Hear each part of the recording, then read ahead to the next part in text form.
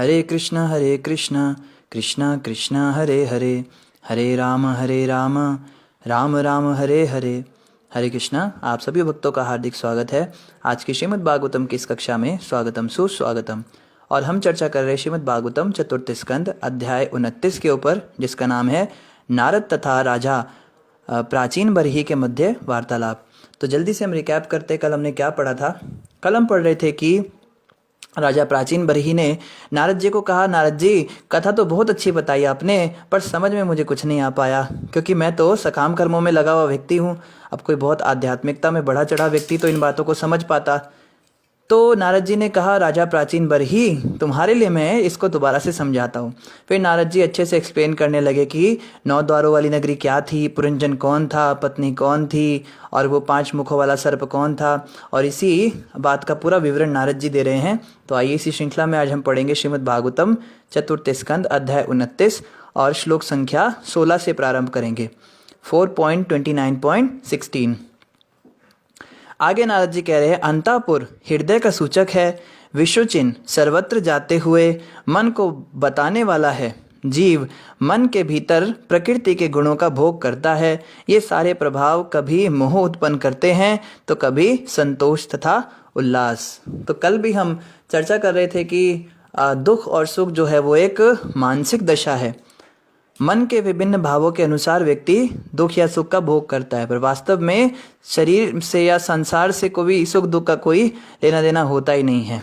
आगे बता रहे हैं, पहले यह बताया जा चुका है कि रानी मनुष्य की बुद्धि है। सोते समय या जागते हुए बुद्धि विभिन्न परिस्थितियां उत्पन्न करती है।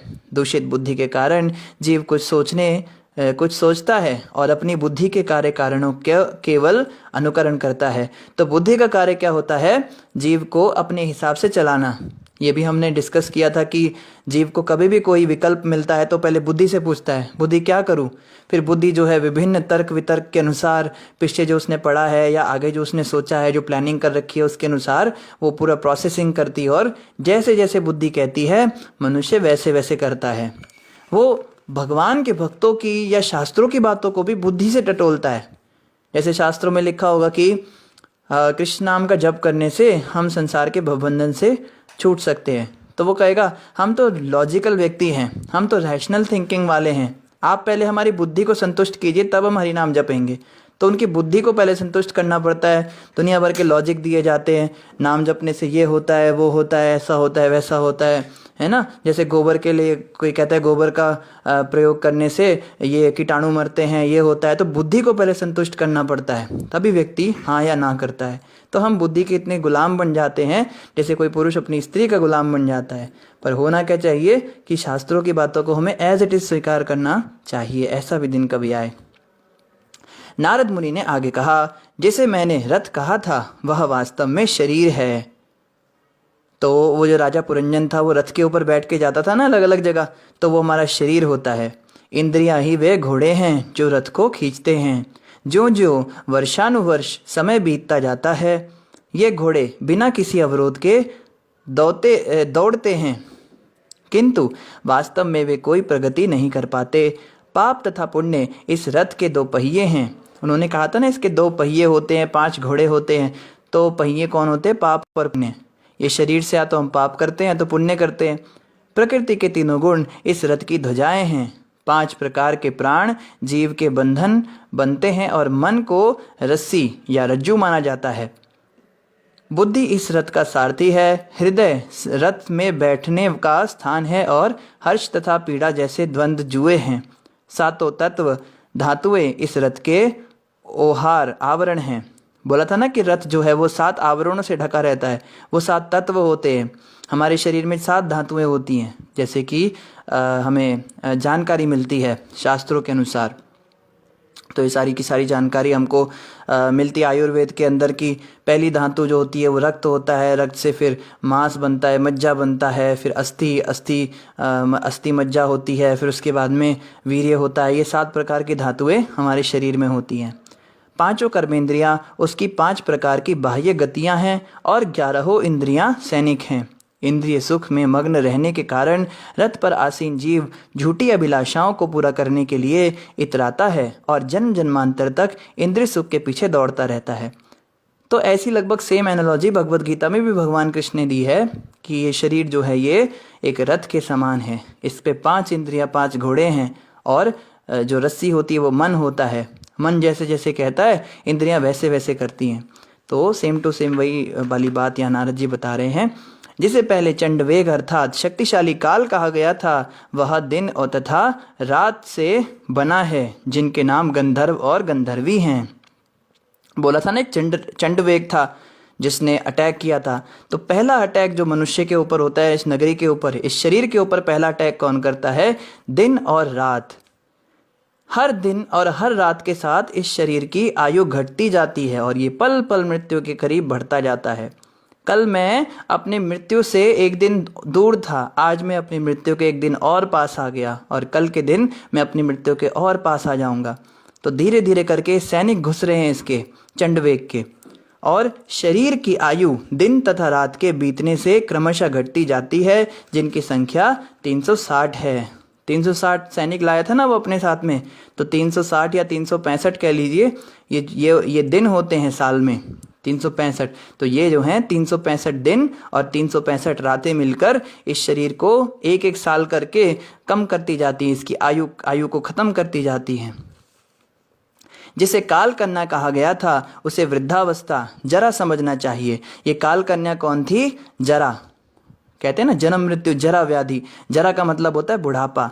इसने जब उसको गले लगाया राजा पुरंजन को, काल कन्या ने, तो वो उसकी एक दो चीज़ें हुई, एक तो उसकी शक्ति खत्म हुई और दूसरा उसकी सुंदरता खत्म हुई।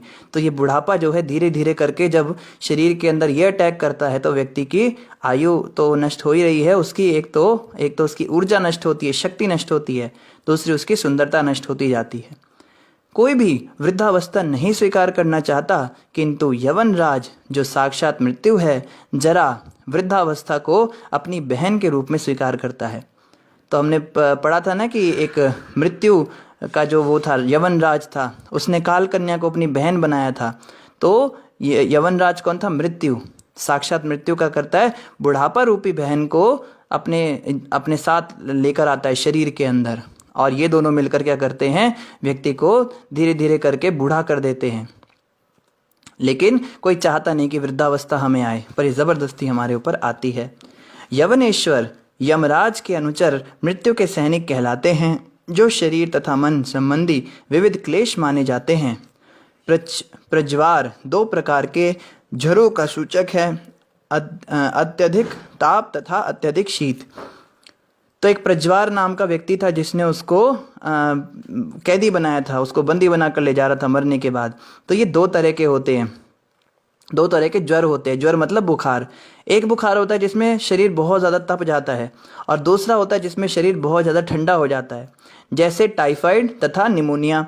शरीर के भीतर लेटा हुआ जीव विविध क्लेशों द्वारा जो दैविक, भौतिक तथा अपने ही शरीर तथा मन से संबंधित हैं, विचलित होता रहता है। समस्त प्रकार के क्लेशों के होते हुए भी जीव इस संसार को भोगने की इच्छा से अनेकानेक योजनाओं में बह जाता है। तो एक तरफ तो वो काल कन्या उसको गले लगा रही थी, दूसरी तरफ ये यवनराज परेशान कर रहा था, तीसरी तरफ जो चंडवेग था वो अपने सैनिकों के साथ उस पर धावा बोल रहा था। लेकिन ये पुरंजन क्या सोच रहा था? मेरी पत्नी कैसे जिएगी मेरे बिना, मेरे जाने के बाद मेरे बच्चों का क्या होगा।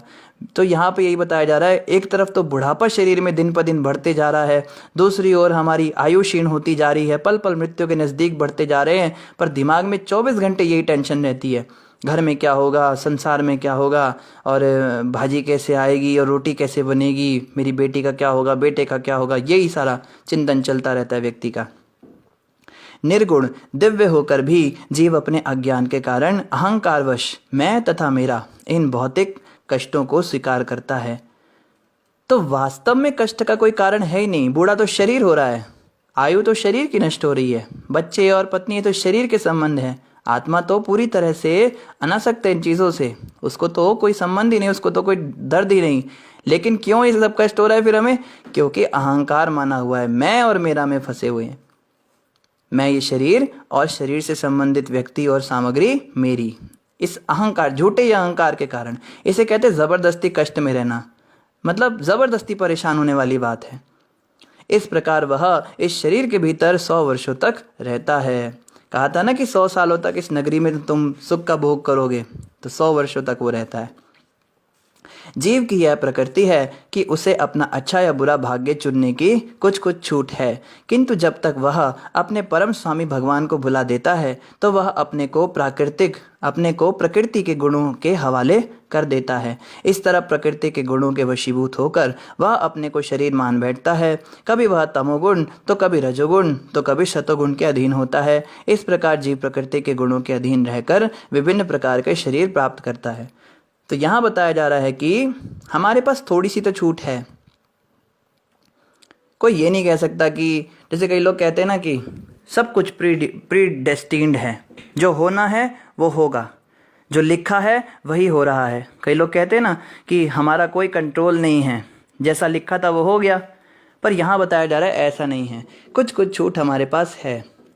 जैसे मेरे पास 50,000 रुपये हैं, ठीक है। अब मेरे पास छूट है, मैं उन पैसों से साधुओं की सेवा भी कर सकता हूँ और मैं उन पैसों से इंद्रिय की तृप्ति कर सकता हूँ। अगर तो मैं इंद्रियों का तर्पण करूँगा तो मेरा जो है फ्यूचर ख़राब हो जाएगा, और अगर मैं साधुओं की सेवा करूँगा तो वो अच्छा हो जाएगा। तो एक्चुअली मेरी डेस्टिनी मेरे हाथ में है। कर्म ये कर्म के ऊपर आधारित होती है, कर्म प्रधान ये संसार है। जैसे कर्म करेंगे वैसा हमें मिलेगा। तो इस बात की छूट बेशक हमारे पास है, लेकिन फिर भी प्रकृति के 3 गुणों के हम अंतर्गत रहते हैं। अब एक प्रश्न उठता है कि अगर हमारे हाथ में ही है कि हम अच्छा या बुरा कोई भी कर्म कर सकते हैं, तो फिर बुरा ही कर्म क्यों करते हैं? हम अच्छा कर क्यों नहीं पाते? कई बार हम अच्छा करना चाहते हैं मगर पता नहीं क्यों कर नहीं पाते, कुछ तो कारण होगा। तो कारण क्या है? पीछे से प्रकृति के 3 गुण हमें नचा रहे हैं। जैसे प्रभुपाद जी की भगवत गीता के अंदर बहुत सुंदर एक चित्र है, उसमें 3 देवियां जो हैं हाथों में वो कठपुतली की तरह से रस्सी बांध रखी उन्होंने और 2 पुरुषों को नचा रही हैं। तो सतोगुण, रजोगुण, तमोगुण ये तीनों हमें नचा रहे हैं। इनके प्रभाव में हम पड़ जाते हैं। हम हैं तो फ्रीडम है हमारे पास में। हम चाहें तो 16 माला क्या 64 माला भी कर सकते हैं। नहीं कर सकते क्या? कोई रोकता थोड़ा ना है। लेकिन क्यों नहीं कर पाते? तमोगुण हमें हावी कर देता है। तमोगुण कहता है सो जा, रजोगुण कहता है भाग जा, सतोगुण बेचारा चुप हो जाता है। तो रजोगुण, सतोगुण, तमोगुण ये तीनों हमें नचाते। इनके कारण हम चाह कर भी पुण्य कर्म ना करके पाप कर्मों में लिप्त हो जाते हैं। ये यहाँ पे बताया जा रहा है। और इसके कारण क्या होता है? विभिन्न प्रकार के शरीर मिलते हैं। जो व्यक्ति सतोगुण में शरीर छोड़ता है वो ऊपर के लोगों को जाता है। जो व्यक्ति रजोगुण में शरीर छोड़ता है वो वापस इसी संसार में आता है। और जो व्यक्ति तमोगुण में शरीर छोड़ता है वो नीचे के लोकों में या नीचे की योनियों में जाता है। ऐसा भगवत गीता में कृष्ण भगवान बताते हैं। देखो यहाँ पे भी बताया जा रहा है, जो सतोगुणी है वे वैदिक आदेशों के अनुसार पुण्य कर्म करते हैं और इस तरह वे उच्च लोकों को जाते हैं जहाँ देवों के निवास हैं।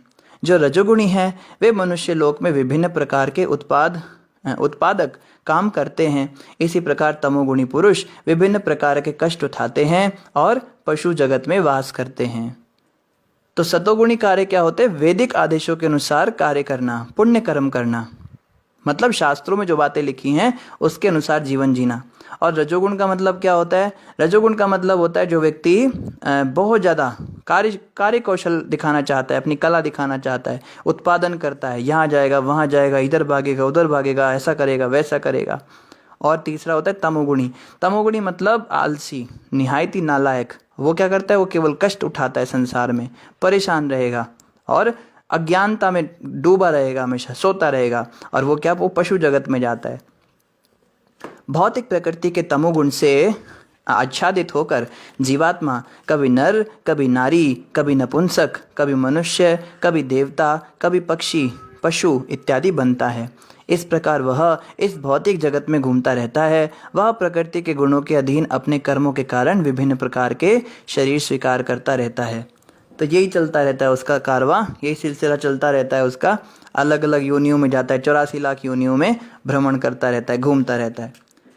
यह जीव ठीक उस कुत्ते के तुल्य है जो भूख से परेशान भोजन पाने के लिए द्वार द्वार जाता है।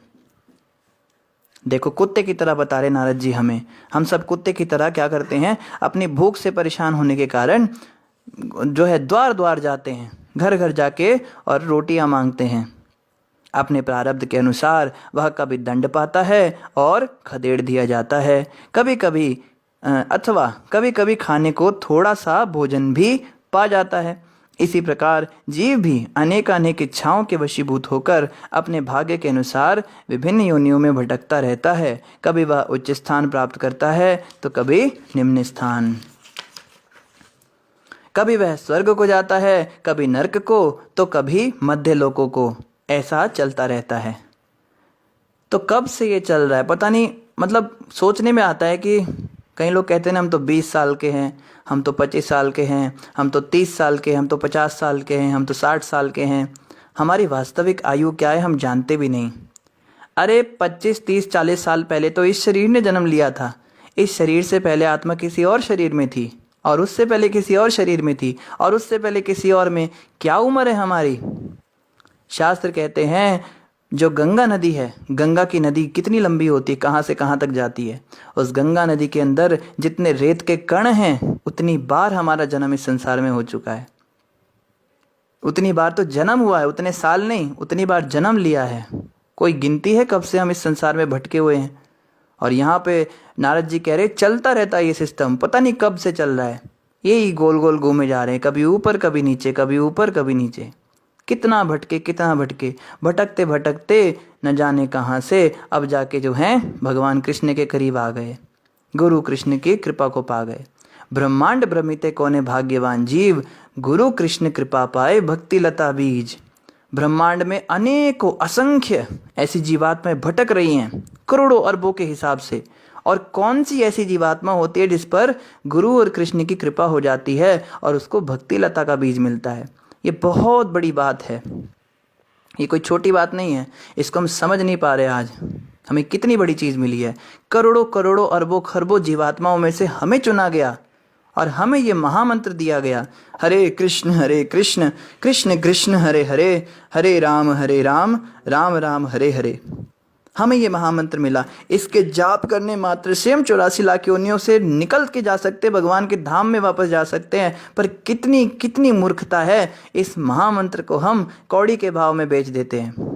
प्रभु जी मेरे ट्यूशन चल रहे इसलिए मैं जप नहीं कर सकता हैं। प्रभु जी मेरी शादी है इसलिए मैं जप नहीं कर पा रही हूँ। जब से मुझे बच्चा हुआ है तब से मेरा जप छूट गया। मेरी जॉब लग गई, जप छूट गया। अरे ये कितनी मुश्किल से मिला है। कितनी अरबों खरबों जीवात्माओं में से हमें चुना गुरु ने और कृष्ण ने, और हमें ये दिया और हम इसका जप तक नहीं कर पाते। योनिया अनेक भोगी, बड़ी मुश्किल से नर तन पाया है।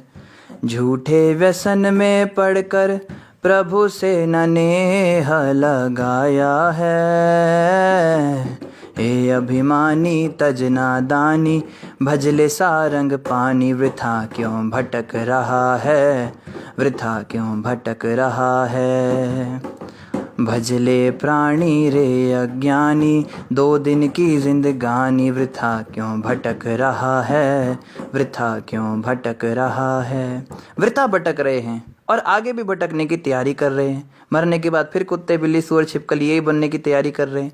भटके जा रहे हैं। कैसी मूर्खता है देखो, कैसी बुद्धि अकल पे पत्थर पड़े हमारे। महामंत्र भी मिल गया, गुरु भी मिल गए, कृष्ण भी मिल गए, सब कुछ मिल गया। वैष्णव संघ मिल गया, मोबाइल मिल गया, उसमें इंटरनेट मिल गया, उसमें भागवतम मिल गई, उसमें कथा मिल गई, सब कुछ मिल गया। बैठे बैठे घर में जप करने को मिल गया, भक्तों का कॉल भी आता है, सब कुछ होता है। पर कैसी अकल पे पत्थर पड़े हैं तो भी हम बार बार जो है गू खाने के लिए जाते हैं। जैसे सुअर होता है ना, सुअर के सामने हलवा पूड़ी मिठाई सब रख दो फिर भी वो जाके लैट्रिन नहीं खाता है। ऐसी हमारी दिमाग कैसा खराब हो चुका है। मैं तो अपने बारे में सोच के कई बार बड़ा हैरानी करता हूँ, बड़ा बुरा लगता है। वैष्णव सेवा संघ संत और इंटरनेट पे कितनी दुनिया भर की वेबसाइट्स हैं जिसके थ्रू भगवान की कितनी जल्दी भक्ति में आगे बढ़ सकते हैं। दुनिया भर की वीडियोज़ हैं यूट्यूब में मोटिवेशन देने के लिए भक्ति में कैसे आगे बढ़ना है। पर कैसी बुद्धि है, जान जान के जो है मल जैसी वेबसाइट्स की तरफ ही हमारा दिमाग जाता है। चैटिंग करेंगे बेकार में, घंटे घंटे बर्बाद करेंगे समय। हर जगह ये लॉजिक काम करता है। पैर दे दिए, इतना सुंदर, और चलने की शक्ति भी है, जवानी भी है, चल भी सकते हैं, बाइक भी है, गाड़ी भी है, लेकिन इसके इस्तेमाल करके मंदिर नहीं जाते। कहाँ कहाँ पूरी दुनिया में घूम के आ जाते हैं। कैसी अकल पे पत्थर पड़े हैं। भटकने की तो हमने जैसे कसम खा ली है। भगवान भी कहेंगे कि भाई तेरे को सब सामग्री दे दी, अब तो भक्ति कर ले। हम कहेंगे नहीं प्रभु, अभी भी कुछ कमी है, ये कमी है, वो कमी है, कुछ ना कुछ कमी निकाल देंगे। कैसे क्या कौन उद्धार करेगा? हमारा उद्धार कोई नहीं कर सकता। जो व्यक्ति अपना उद्धार कराना ही नहीं चाहता, उसका तो उद्धार भगवान भी नहीं कर सकते। प्रभुपाद जी कहते थे, you can take the horse near water but you can not make him drink water. आप घोड़े को पानी के पास ले जा सकते हो, लेकिन उसको पानी पिला नहीं सकते हो। पानी तो खुद ही पीना पड़ेगा ना उसको। इतना ज़्यादा भक्तों को कितनी सुविधाएं देते हैं, भगवान की ओर से कितनी सुविधा मिली हुई है हमें, कभी सोचना चाहिए। और हम केवल वही चीज़ें देखते, यहाँ कमी है, यहाँ कमी है, ये नहीं है। प्रभु जी बहुत परेशान हूँ, क्या हो गया? खाने को नहीं मिल रहा? नहीं, खाने को तो मिल रहा है, फिर क्या? वो कपड़े नहीं मिल रहे पहनने को? नहीं, कपड़े भी मिल रहे हैं, फिर क्या? घर नहीं रहने को? घर भी है रहने को, फिर क्या? फिर क्या परेशानी है? माँ बाप नहीं है, परिवार नहीं है, संसार नहीं है, भक्त नहीं है, भगवान नहीं है, हाथ नहीं है, उंगली नहीं है, जप नहीं है, माला नहीं है, या जीभ नहीं है मुंह में, सब कुछ तो है, फिर किस बात की परेशानी? नहीं, परेशानी है दुनिया भर के, मतलब क्या कहा जाए, तूने तो कसम ही खा रखे, तुझे खुश रहना ही नहीं है। और भक्ति ना करने के 100 बहाने ले लो। मंगल आरती नहीं उठ सकते, मेरी उंगली के अंदर सुई चुभ गई। क्या क्या बोला जाए ऐसे लोगों को? तो यही बात यहाँ समझा रहे नारद जी। ये जो हैं ये भटकने के लिए बाध्य होते हैं, ये जानबूझ के भटकते हैं। सारे जीव भाग्य अन्य जीवों तथा अथवा मन तथा शरीर संबंधी दुखों से छुटकारा पाने का प्रयास करते हैं, तो भी इन नियमों का प्रतिकार करने के प्रयासों के बावजूद वे प्रकृति के नियमों द्वारा बद्ध रहते हैं। तो प्रकृति के नियम अपनी ओर से पूरी कोशिश करते हैं। आप ऐसे देखो, जैसे कभी हम किसी को प्रचार करने जाएं, हम उसको खूब सुना रहे हैं, भगवान है, भक्ति है, भगवत गीता है, भागवतम में ऐसा लिखा है, कृष्ण ने ऐसा कहा है, हम बहुत उसको बातें बता रहे हैं। और हम सोचते हैं ये समझ क्यों नहीं रहा हमारी बातें, इतने अच्छे सदुपदेश इसको दिए, इतना ज्ञान दिया, पर इसको समझ क्यों नहीं आ रहा है। तो हम ये नहीं देख पाते कि हम तो इधर की तरफ उसको खींच रहे हैं, पर उसके दूसरे हाथ को पकड़कर प्रकृति के तीनों गुण उसको अपनी तरफ भी खींच रहे हैं। बद्ध जीव जो होता है उसको प्रकृति के गुण भी खींच रहे हैं और भगवान के भक्त भी खींच रहे हैं। कभी तो भक्तों के जो है फ़ोन आ जाते हैं, हरि बोल, क्या कर रहे हो? भक्ति नहीं कर रहे हो, माला नहीं कर रहे हो, इतने समय हो गया आपको, मंदिर नहीं आते, सेवा नहीं करते, क्या कर रहे हो? यहाँ तो डांट खा ली उसने, फिर फ़ोन कॉल कट करते ही फिर माँ का फ़ोन आ जाता है, क्या कर रहा है? सारा दिन जब करता रहता है, पढ़ाई कौन तेरा बाप करेगा? एग्ज़ाम में तो फेल हो जाएगा, क्या होगा? तो फिर से फ़ोन कटता है, फिर पढ़ाई करने लगता है। पढ़ाई करते करते फिर प्रभु जी का फ़ोन आ जाता है, हरि बोल, पढ़ाई कर रहे हो, ज़िंदगी भर तुम्हारी निकलती जा रही है, सांस निकलती जा रही है, ज़िंदगी भर यही करना है। अभी जन्माष्टमी का सेवा है, कोई हुंडी कलेक्शन करने गए नहीं, वहाँ सब भक्त हरिनाम संकीर्तन करने जा रहे हैं, तुम कभी मंदिर नहीं आते हो। फिर वो फ़ोन कट करके क्या करता है, वो हरिनाम संकीर्तन के लिए तैयारी करने लगता है। फिर मम्मी का फ़ोन आ जाता है, क्या कर रहा है? फिर से तू वहीं पर जा रहा है हरिनाम करने के लिए, ये सब तो बुढ़ापे में करना। तो बद्ध जीव की स्थिति देखो, फंसा हुआ है मझधार में, है धोबी का कुत्ता, न घर का न घाट का। प्रभु जी की भी डांट खाता है और मम्मी की भी डांट खाता है, ऐसी हालत हो जाती है। तो हमें समझना है कि जब हम किसी को प्रचार कर रहे हैं तो सामने से भी उसको प्रचार किया जा रहा है, उसको हमारा एंटी प्रचार भी किया जा रहा है। अरे उस संस्था में मत जुड़ना, बड़े बेकार लोग हैं, वो तो विदेशों में पैसा भेजते हैं, वो तो पागल बना देते हैं। उनके पास हमारी वो बुआ के फूफे की चाची के बेटा गया था, उसका पता नहीं क्या दिमाग खराब हो, वो उनके जैसा ही बन गया, उन्हीं की तरह दिन भर पूजा पाठ करता रहता है। तुम मत जाना वहाँ पे। तो वो भी तो अपना प्रचार कर रहे हैं, प्रकृति भी तो अपना प्रचार कर रही है, भक्ति मत करो। तो हमें ध्यान रखना होगा कि सामने वाले व्यक्ति से हम इतना एक्सपेक्ट ना करें। प्रचार का मतलब होता है उसको उनके प्रति अनासक्त करना। जैसे प्रीचिंग के समय हम ये तो बताते हैं कि भगवान कौन है, हमें ये भी बताना चाहिए कि माया कौन है। हमें उनको बताना पड़ेगा। आपके घर वाले ऐसा बोलेंगे, आपके परिवार वाले ऐसा बोलेंगे, तो ये सब क्या है, प्रकृति के 3 गुण आपको बांधना चाहते हैं, उसको एजुकेट करना पड़ेगा, तब तो वो उनके सामने सतर्क हो पाएगा ना। तो ये सारी बातें प्रीचर्स को ध्यान रखनी होती हैं। और हमारे साथ भी यही हो रहा है, हमारा भी तो जीवन में यही चलता रहता है। एक तरफ तो भक्त लोग खींचते हैं मंदिरों में, दूसरी तरफ से घर वाले खींचते हैं संसार के अंदर, तो मझधार में फंसा रहता है। तो ऐसे व्यक्ति का क्या होता है, मनुष्य बोझ को सिर पर लेकर ढो सकता है, और जब यह उसे भारी लगने लगे तो कभी कभी वह बोझ को कंधे पर रखकर अपने सिर को विश्राम देता है। इस तरह वह बोझ से छुटकारा पाने के लिए प्रयास करता है, फिर भी वह इस बोझ से मुक्त होने के कारण मुक्त होने के लिए चाहे जो भी विधि निकाले, वह उस बोझ को एक स्थान से दूसरे स्थान पर रखने से अधिक और कुछ नहीं कर सकता। बोझ ढो रहा है बेकार का, बोझ ढो के इधर उधर भागता रहता है, जीवन भर यही चलता रहता है। नारद जी ने आगे कहा, हे शुद्ध हृदय पुरुष। वाह, देखो ऐसे ऐसे संबोधन देने होते हैं।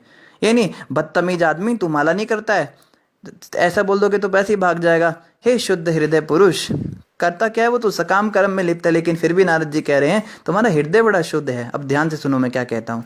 कोई भी व्यक्ति कर्मों के फल का निराकरण कृष्ण भक्ति से रहित अन्य कर्म करके नहीं कर सकता। क्या खबर नहीं, तू क्यों देख रहा है, तुझे देना नहीं है। ऐसे सारे कर्म हमारे अज्ञान के कारण हैं। जब हम कोई कष्टप्रद स्वप्न देखते हैं तो हम किसी कष्टप्रद व्यामोह के द्वारा छुटकारा नहीं पा सकते। स्वप्न का निवारण तो जग कर ही किया जा सकता है।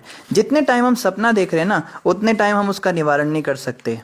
हम सपने में कभी देखते हैं कि कोई हमें मार रहा है, कोई कुत्ता हमारे पीछे भाग रहा है, हमारे सारे पैसे लुट गए या हमारी मृत्यु हो गई, तो जब तक हम सपना देख रहे हैं तब तक तो हम उसका निवारण कर नहीं सकते।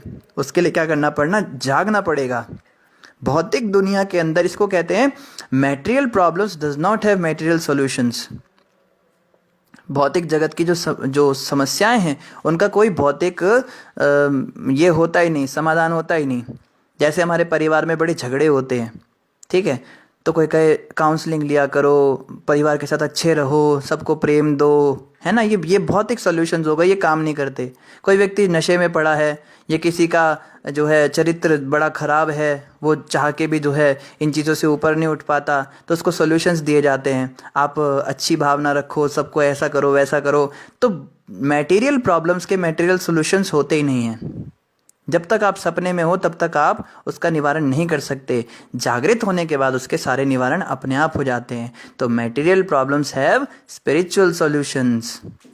किसी भी समस्या का एकमात्र समाधान क्या है, इस महामंत्र का जप। प्रभुपाद जी से एक बार उनके कुछ विदेशी शिष्य प्रभुपाद जी के पास आए और कहते, प्रभुपाद जी हम बहुत परेशान हैं।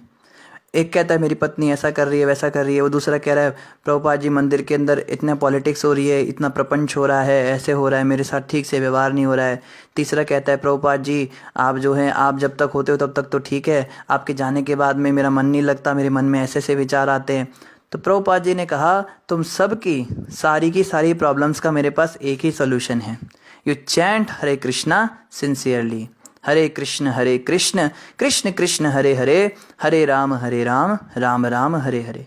हमें चाहे अच्छा लगे या ना लगे, चाहे हमें समझ में आए या ना समझ में आए, चाहे हमारी बुद्धि कन्वेंस हो या ना कन्वेंस हो, महामंत्र जपने से पैसा कहाँ से आएगा, महामंत्र जपने से मेरा मन कैसे जो है शांत हो जाएगा, महामंत्र के जपने से मेरे पापा की तबीयत कैसे ठीक हो जाएगी, महामंत्र के जपने से मेरी बेटी की शादी कैसे हो जाएगी। अरे हमें नहीं समझ में आता कैसे होता है, पर होता है। प्रभुपाद जी ने कहा, आचार्यों ने कहा इसलिए होता है मतलब होता है। हर समस्या का समाधान इस महामंत्र के जप से होता है और हुआ है। अनेकों उदाहरण हैं संसार में जिनके जीवन में बहुत परिवर्तन आया। बिल्कुल दुख के गहनतम अंधकार में डूबे हुए लोग, उन्होंने इस महामंत्र का जप किया और इससे उबर गए। आज एकदम खुशी खुशी रहते हैं, एकदम हंसते खेलते और नाचते गाते रहते हैं। भक्तों को कभी देखो, भक्तों के बीच में जब आते हैं, नाच रहे होते हैं, हंस रहे होते हैं, उनके चेहरे खिलखिला के हंस रहे होते हैं। बाहर हरिनाम संकीर्तन पे ऐसे नाच रहे होते हैं, इतना ऊंची ऊंची उछाले लगाते हैं। क्यों? क्योंकि महामंत्र के जप से उन्हें आनंद मिलता है। अब ये कहाँ से आता है, क्यों आता है, इसके पीछे क्या साइंस है, क्या लॉजिक है, ये हमको समझ नहीं आता।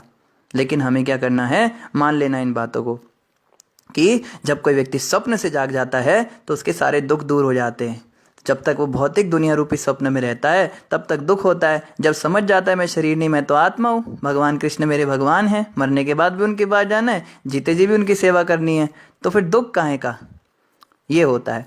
जब तक हम में कृष्ण भक्ति नहीं जग जाती, ऐसे सपनों से छुटकारा नहीं मिल सकता। समस्त समस्याओं को हल करने के लिए हमें कृष्ण चेतना को जागृत करना ही होगा।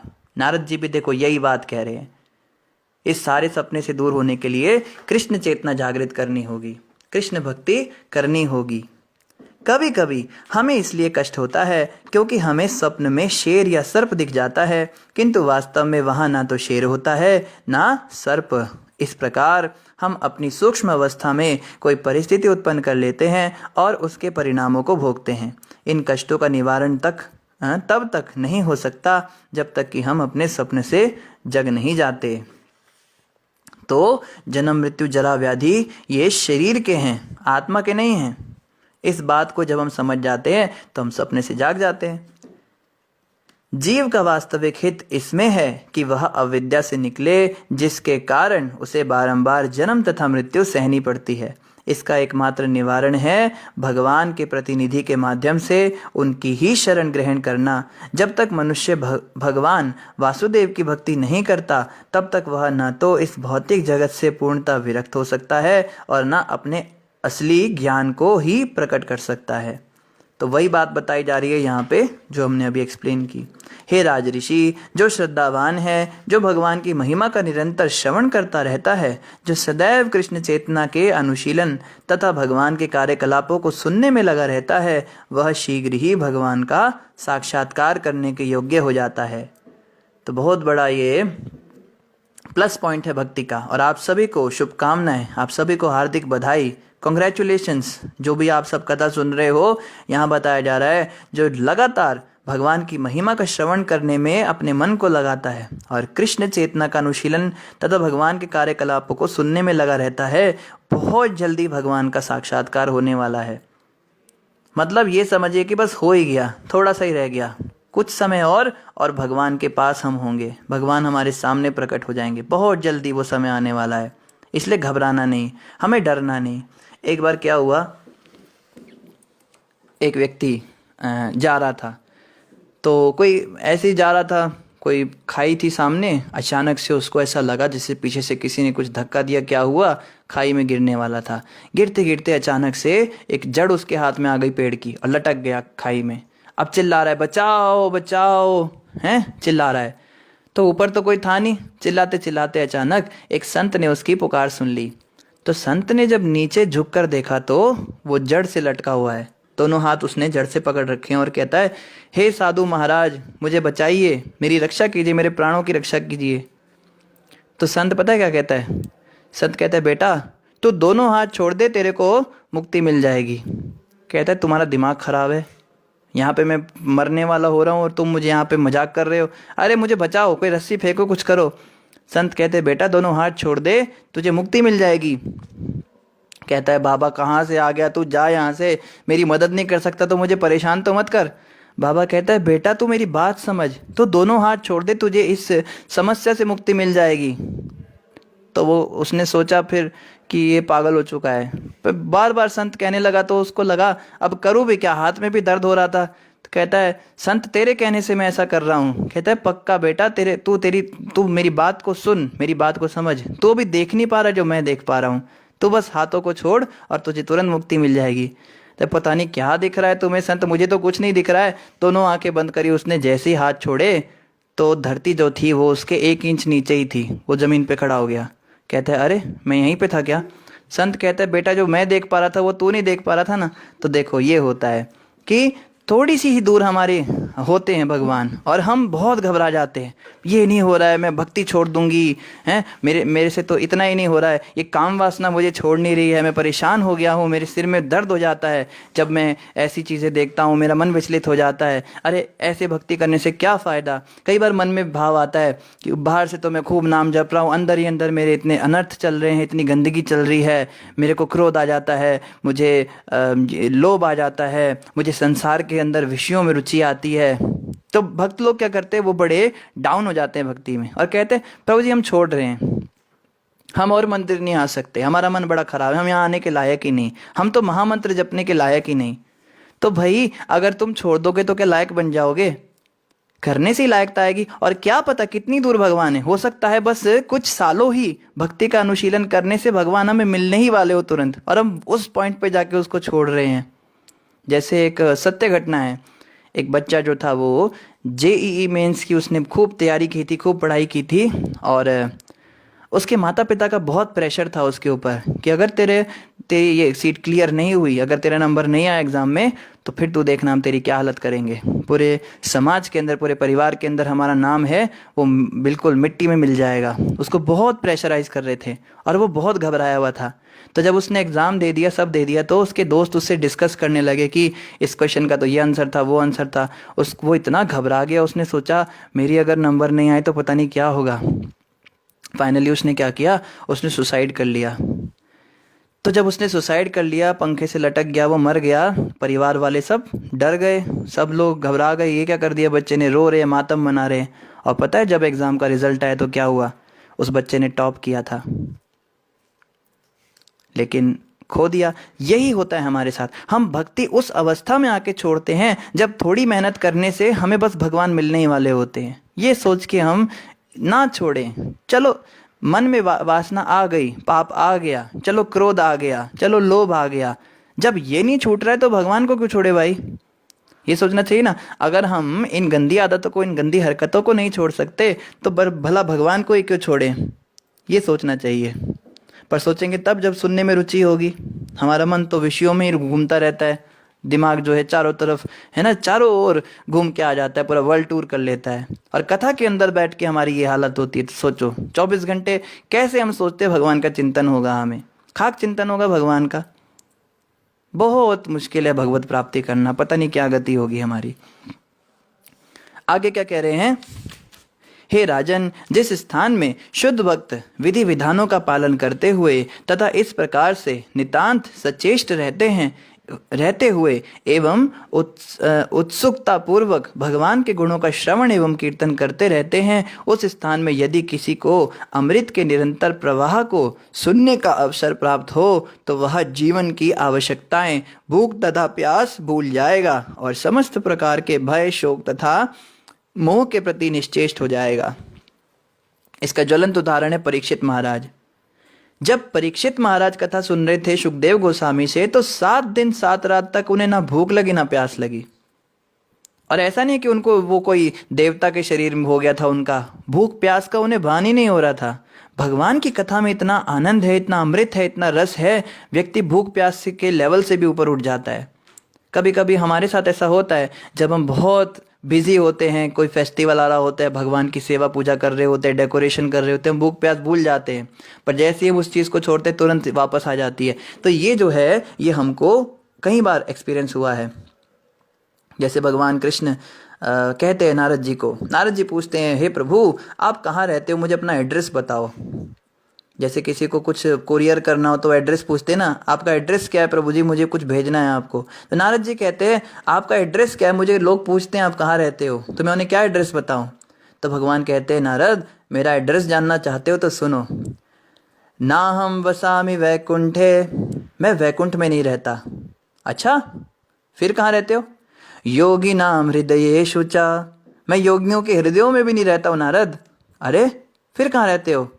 तो भगवान कहते हैं मद भक्त यत्र गायन्ति तत्र तिष्ठामि नारद, मैं तो वहाँ रहता हूँ जहाँ मेरे प्रेमी भक्त मेरी कथाओं का गान करते हैं, मेरे नामों का जाप करते, कीर्तन करते हैं। हरे कृष्ण कृष्ण कृष्ण हरे हरे, हरे राम राम राम हरे हरे। जहाँ पे इस महामंत्र का जप और कीर्तन होता है, जहाँ पे मेरी कथा का श्रवण होता है, जहाँ भागवत का पाठ होता है, गीता का गायन होता है, नारद मैं वहाँ रहता हूँ, ये मेरा परमानेंट एड्रेस है, तुम लिख लो। नारद जी भी सोच रहे होंगे कोई एड्रेस तोड़ना है, ये तो आपको बुलाने का मंत्र दे दिया, आपका कथा करने लगो, कीर्तन करने लगो तो आप वहाँ प्रकट हो गए। और ये बिल्कुल सत्य बात है। भगवान देखो जैसे नारद जी यहाँ पे बता रहे हैं, पहली बात तो जिस स्थान में शुद्ध भक्त विधि विधानों का पालन करते हुए भगवान की कथा करते हैं, कथा का गान और श्रवण जो है वो विधि विधानों का पालन करते हुए होना चाहिए। ये नहीं कि जो स्वामी जी बैठे व्यासपीठ पर, पहले तो बहुत अच्छी कथा करते हैं, बाद में स्त्रियों पर बुरी नज़र मारते हैं, ऐसे लोगों की बात नहीं हो रही। और शुद्ध भक्तों के द्वारा होना चाहिए और नितांत सचेष्ट रहकर तथा उत्सुकता पूर्वक। अच्छा फिर क्या हुआ, अच्छा फिर क्या हुआ, ऐसे उत्सुकता होनी चाहिए मन में। अच्छा फिर राजा पुरंजन का जब भांडा फूट गया फिर क्या हुआ, फिर अगले जन्म में क्या बने वो, अरे बाप रे वो औरत बन गए। अच्छा फिर क्या हुआ, और यहाँ क्या होता है, निकालो यार इस टॉपिक को, जल्दी भगाओ आगे, और आगे आगे चलो। इतना क्या ये पुरंजन कब से चल रहा है, आगे अगला टॉपिक कब आएगा। हम तो परेशान हो जाते हैं भागवत कथा सुनते हुए। तो हमें क्या, मोबाइल चलाने लगते हैं, खाने लगते हैं, सुनने लगते हैं, बातें करने लगते हैं, कुछ पढ़ने लगते हैं। हम तो कथा सुनते हुए सारे दुनिया के काम करते हैं। तो ऐसी कथा सुनने से भगवान नहीं मिलेंगे, भगवान मिलेंगे नितांत क्या, सचेष्ट रहने से और उत्सुकता पूर्वक श्रवण और कीर्तन करने से। जप करते हुए भी यही होता है। जप करते समय जो उत्साह पूर्वक जप नहीं करता उसको नींद आ जाती है। उत्साह होना चाहिए, हरे कृष्ण, आज तो भगवान को मिल के रहूंगा, आज तो दर्शन होंगे भगवान के, पक्का आज ऐसा जप करूंगा, आज भगवान के दर्शन करूंगा। हम क्या सोचते हैं, ले फिर आ गया ये माला, फिर से इसको करना पड़ेगा, जैसे तैसे निकालना है इसको, ये खत्म क्यों नहीं हो रही, बार बार निकाल के देखना पड़ता है। इसके मन के भर तो नहीं गए, वो बंद खत्म ही नहीं हो रही। टाइम देखते घड़ी में आधा घंटा हो गया, अब तक एक माला पूरी नहीं हो रही है। तो पता लगा सो गए थे, बीच बीच में झपकियाँ मार रहे थे। कई बार जब झपकी मारते तो पता नहीं चलता, आदमी को लगता है कि बस अभी मैंने पलक झपकी 1 सेकंड पहले और मैंने पलक निकाली, और इतने में क्या हो जाता है, 1 घंटा पूरा बीत जाता है। सो रहे होते हैं, मुंह जो है टेढ़ा हो जाता है, पूरा नीचे गिर जाते हैं कई भक्त तो जप करते करते, और उन्हें आप हिला के दिखाओ, प्रभु जी आप सो रहे थे। अच्छा मैं सो रहा था, तुमको पता भी है मैं नहीं सो रहा था, चुप, अपना अपना जप करो, तुम्हारा ध्यान भटक रहा है, तुम अपने जप पे ध्यान नहीं देते हो, मेरे को देखते रहते, अपना जप करो। जो व्यक्ति सोता है ना उसको पता नहीं चलता है, तो भक्त लोग वीडियो बना देते हैं कहीं, फिर बड़ा बुरा लगता है, अरे बाप रे सच में सो रहा था क्या। जप करते समय कुछ भी बोलते हैं, हरे कृष्ण राम राम राम, हरे कृष्ण राम राम राम, कुछ भी मंत्र बोलते हैं। मैंने कितनी बार सुना है, ऑडियो जपा जब हम करते हैं भक्तों के साथ कॉल पे, जैसे कई माताओं को क्या आदत है, म्यूट कर लेंगी। मुझे माताएं बताती हैं, माताओं के साथ तो हम जप नहीं करते, पर माताएं बताती हैं जो कॉल कराती हैं, सारी माताएं म्यूट कर लेंगी अपनी आवाज़। अरे जब आप अपनी आवाज़ सुनाओगे ही नहीं तो फिर पकड़े कैसे जाओगे, क्या बोलते हो, खुद को थोड़ा ना पता चलता है। ये तो दूसरे ही बता पाएंगे ना कि आप जप के समय कौन सा मंत्र बोल रहे थे। सबके अपने अपने नए नए संप्रदाय खुलते हैं, सब नए नए संप्रदायों के नए नए मंत्र आगे आगे देते हैं, और हम तो भक्तों की कॉल में रहते हैं। भक्त लोग तो क्या क्या क्या मंत्र बोलते हैं, कृष्ण कृष्ण कृष्ण राम राम राम राम हरे हरे, कुछ भी बोल देते हैं। तो इसका मतलब क्या है, ध्यानपूर्वक जप नहीं हो रहा है। जब भी हमारा मन इधर उधर भटकता है ना, तब हमारे मुंह से कुछ भी निकलने लगता है। तब क्या होता है, हरे कृष्ण कृष्ण कृष्ण हरे हरे पे तो एक मन का पीछे, फिर हरे राम राम राम हरे हरे पे दूसरा मन का पीछे। फिर बोलो आपकी माला तो 2 मिनट में ही हो गई। प्रभु जी मेरी स्पीड है ना, स्पीड बड़ी तेज है मेरी, मैं तो कर लेता हूँ, आपको कितना टाइम लगता है। कहते मुझे तो 10 साल हो गए जब करते हुए, मुझे तो अभी भी 7 मिनट लगते हैं। कोई नहीं, धीरे धीरे प्रैक्टिस से हो जाएगा आपको। उसको क्या पता वो 2-2 मन के 3-3 मन के पीछे खिसका रहा है। तो ध्यान रखना होता है, इसको कहते हैं ध्यान पूर्वक जप करना। जप करते समय बहुत सारी चीज़ें होती हैं। सबसे बड़ा क्या होता है जप करते समय, सबसे बड़ा ये होता है कि जब हमारा मन भटक जाता है तो हम उठ के घूमते हुए बातें करते हुए जप करने लगते हैं। हमें याद है, हम मठ में जाते थे तो वहाँ पे माताएं आती थी बूढ़ी बूढ़ी, उनकी डेली उन्होंने आना, सुबह मैं भी बैठ के जप करता था। तो वो, अब मैं तो नया नया जुड़ा था, मुझे क्या पता था क्या होता है। तो मैं देखता था वो क्या करती थी, हाथ में माला, पहले तो बड़े प्रेम से वो भगवान को प्रणाम करती थी, फिर आपस में एक दूसरे को प्रणाम करती थी, हाथ जोड़ती थी, फिर सब आसन जमा कर बैठती थी, एक दूसरे के आमने सामने बैठ जाती थी ग्रुप बना के, और अपनी गले से फिर बीड बैग निकालती थी और हाथ डालती थी झोली में और माला पकड़ के, और जैसी माला घुमाना शुरू और बातें करना शुरू। अरे महामंत्र भी नहीं बोलती थी, बातें कर रही है वो, बस माला गोल गोल गोल गोल घूम रही है और काउंटर पे माला खींचे जा रही है, 1 माला 2 माला 3 माला, ऐसे वो 64 माला करती थी डेली, और 1 घंटे में उनकी 64 माला हो जाती थी। पता है माला कैसे होती थी, मतलब मंत्र नहीं बोलना, बस मन के घुमाने उन्हें, ये पता नहीं उन्हें किसने सिखाया था। तो मैं तो नया नया था, मुझे क्या पता था ये क्या है। तो मैं तो देख के बड़ा खुश हुआ, ऐसे भी माला हो सकती है। तो मैंने अपने काउंसलर को फ़ोन किया कि बस मन के ही तो घुमाने होते हैं, तो मैं ऐसे ही घुमा देता हूँ, मैं भी 64 माला करूँगा। कहते तुम्हारा दिमाग ठिकाने, वो तो बूढ़ी हैं, उनको पता नहीं किसी ने बताया होगा नहीं बताया होगा, तुम ऐसा क्यों करते हो। तब मुझे पता लगा कि वो अपराध था। माला करते कई कई तरह की माला है, कितने तरह की विचित्र विचित्र माला है। कई भक्त लोग तो महामंत्र कैसे बोलते हैं, हरे कृष्णा कृष्णा कृष्णा। अब इसी स्पीड से तुम मंत्र जपोगे तो 1 घंटे में भी तुम्हारी माला नहीं हो पाएगी। कई भक्त क्या करते हैं, 2 मिनट में माला खत्म। तो सब तरह के होते हैं। आइडियल माला कैसे होती है, प्रोपा जी कहते हैं 7.5 मिनट लगने चाहिए, 5.5 से 7.5 मिनट तो लगने ही चाहिए। ना इससे ज़्यादा ना इससे कम। ये आइडियल माला होती है। और इसकी स्पीड कितनी होती है? हरे कृष्ण कृष्ण कृष्ण हरे हरे, हरे राम राम राम हरे हरे, हरे कृष्ण कृष्ण कृष्ण हरे हरे, हरे राम राम हरे हरे।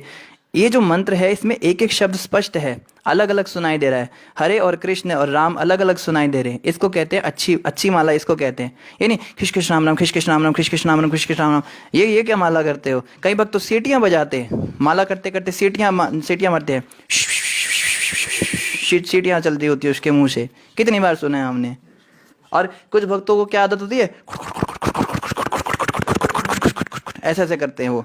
ऐसा लगता है जैसे पानी उबल रहा है, चावल उबल रहे हैं। ऐसी ऐसी ऐसी आवाजें देते हैं। बहुत ध्यान रखना है, बोलना है, उस मंत्र को ठीक से बोलना होता है। हरे कृष्ण कृष्ण कृष्ण हरे हरे, हरे राम राम राम हरे हरे, ऐसे जपना होता है। और सुनना होता है अपनी आवाज़ को। जब हम अपनी आवाज़ सुनते तब पता लगता है कि हम महामंत्र पूरा बोल रहे हैं या आधा बोल रहे हैं या गलत बोल रहे हैं।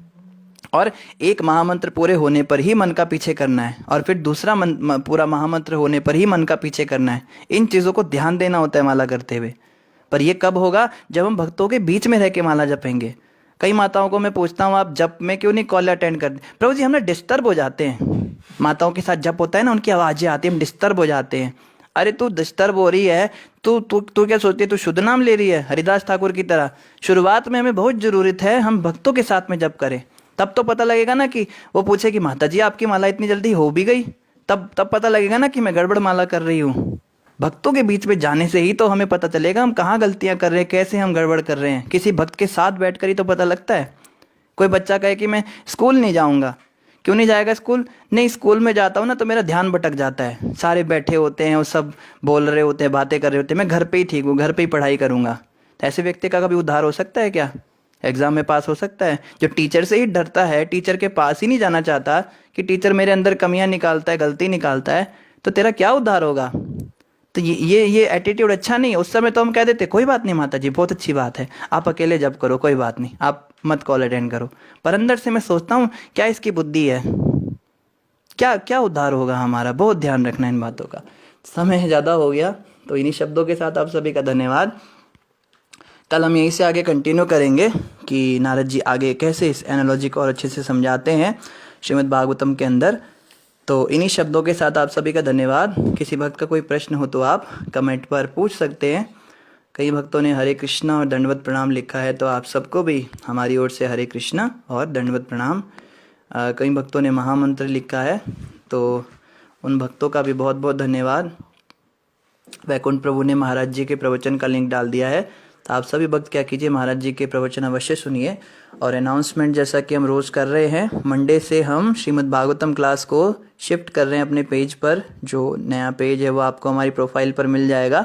उस पेज के थ्रू ही भागवतम क्लास होगी, तो कृपया करके आप सभी उसको लाइक और फॉलो कर लीजिए, जो भी करना है, तो उस पर ज़्यादा आसानी रहेगी। क्योंकि कई भक्त हमें रिक्वेस्ट भेजते हैं और आप सब ने देखा हमारी फ्रेंड लिस्ट में 4997 हो गए, तो ऐसी 5000 की लिमिट होती है, तो हम एक्सेप्ट नहीं कर पा रहे हैं कई भक्तों की रिक्वेस्ट। तो पेज पे क्या होता है, उसमें कोई लिमिट नहीं होती, उसको आप सभी आराम से फॉलो कर पाएंगे। तो उसको हम शुरू करेंगे, मोस्ट प्रोबेबली मंडे से करेंगे। मंडे को एकादशी, आप सब एकादशी का भी व्रत रखिए। कई भक्त पूछ रहे कल एकादशी है या परसों एकादशी है, तो एकादशी तो कल ही है, लेकिन व्रत परसों होगा, क्योंकि इस बार महाद्वादशी का व्रत है। ये बहुत रेयर आती है और ये बहुत ज़्यादा पुण्यशाली होती है। एकादशी के व्रत से भी ज़्यादा फल मिलता है महाद्वादशी के व्रत से। तो सभी भक्तों से प्रार्थना है, परसों को व्रत है मंडे को, तो आप उसी दिन व्रत रखिए।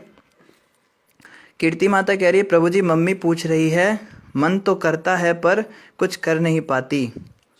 माता, मन करता है कुछ कर नहीं पाती, तो यही कर सकते हैं कि जो मन नहीं करता उसको करने की कोशिश ही मत कीजिए, जो हो सकता है वही कीजिए। अब इस उम्र में हम सोचे मैं गोवर्धन की 108 परिक्रमा लगा के हूँ, तो क्या क्या फजीता पड़ा है। आप आराम से अपना बैठिए, जप कीजिए, आराम से महामंत्र का जप कीजिए। इस अवस्था में आने के बाद तो व्यक्ति को क्या करना चाहिए, भजन करना चाहिए बैठ के। अब सेवा करने की तो उम्र निकल गई, अब साधना कीजिए। और कभी कभी ना मन को मारना भी पड़ता है माता। देखो, मन तो चाहता है ना नरक में ले जाना हमको। मन के मते न चालिए, मन के मते अंधेर। मन तो नरक में ले जाएगा मन के हिसाब से। मन तो कहेगा चिकन टिक्का खाओ, कबाब खाओ और टंगड़ियाँ तोड़ तोड़ के चबाओ, लेकिन मन की बात थोड़ी ना सुननी है, वो तो नरक में ले जाएगा। मन कहेगा चलो निंदा चुगली करो, वो औरत आई है चलो उससे पूछो उसके भांजे की भतीजी क्यों भाग गई थी वो अपने पति को छोड़कर। ये सारी बातें नहीं करनी, ये सब करने से भक्ति से नीचे गिरेंगे ना। तो ध्यान रखना इन बातों का कि जो बातें हमारे लिए अच्छी नहीं हैं वो मन कितना भी करे हमें नहीं करना है। गुरु महाराज बड़ा अच्छा उदाहरण देते हैं। महाराज जी कहते हैं बच्चों में बचपना होता है, इसलिए बच्चा पढ़ाई नहीं करना चाहता, बच्चा खेलना चाहता है, पर उसके अच्छे माँ बाप क्या करते हैं, उसको ज़बरदस्ती पढ़ाई कराते हैं। और हमें उम्मीद है कि आपकी तीनों लड़कियां भी ऐसे ही बड़ी हुई होंगी हैं। ये कीर्ति माता, कविता माता और गीता माता, ये तीनों भी बचपन में ऐसी रही होंगी, खेलना चाहती होंगी। तब आपने इनको ज़बरदस्ती पढ़ाया था ना, नहीं नहीं पढ़ाई कर, खेलती रहती है, चल अभी होमवर्क करो, अभी स्कूल में जाओ। जब पहले दिन बच्चा स्कूल में जाता तो कितना रोता है, नहीं जाना, नहीं बैठना, मम्मा मम्मा पास जाना, मम्मा मम्मा ऐसे चिल्लाता है। पर आपने भी तो ज़बरदस्ती इसको स्कूल में बिठाया था ना। तो उसी प्रकार से जैसे हमने ज़बरदस्ती करी इन बच्चों को और आज बच्चे बहुत अच्छे पढ़ लिख गए, इसी प्रकार से अब जो है गुरु को हमें अनुमति देनी है कि वो हम पे ज़बरदस्ती करे। हमारे जो अब जैसे आपकी तो बच्चियाँ ही आपकी गुरु बन गई, तीनों ही बच्ची आपकी भक्ति करती हैं, माला जपती हैं, तो इनके शासन को स्वीकार करना है। जैसे इन पे हमने शासन किया, अब ये हम पे शासन करें और जैसे जैसे ये कहे हमें वैसे वैसे करना है। मन के हिसाब से नहीं चलना माता, इससे हमारा कल्याण होगा। तो इन्हीं शब्दों के साथ सभी का धन्यवाद। ग्रंथराज श्रीमद् भागवतम महापुराण की जय, जगत गुरु श्रील प्रभुपाद की जय, गौर भक्त वृंद की जय। हरे कृष्णा।